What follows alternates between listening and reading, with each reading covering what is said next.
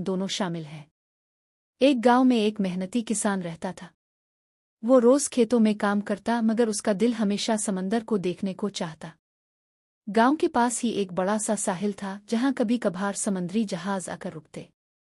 किसान जब भी उन जहाज़ों को देखता तो सोचता, काश मैं भी एक दिन इस जहाज पर बैठकर दुनिया देख सकूं। एक दिन एक पुराना जहाज गांव के करीब लंगर अंदाज हुआ।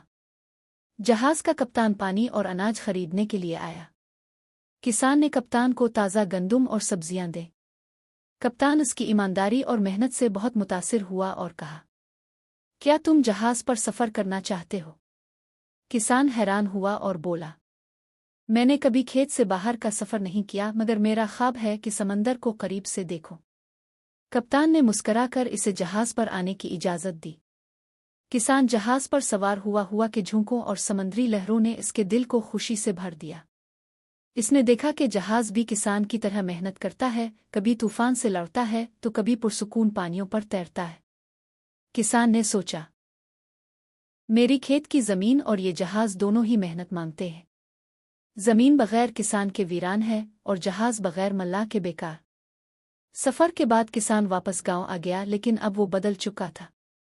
इसने दूसरों को ये सिखाया कि ख्वाब देखना और उन पर मेहनत करना ज़रूरी है, चाहे वो खेत का हो या समंदर का।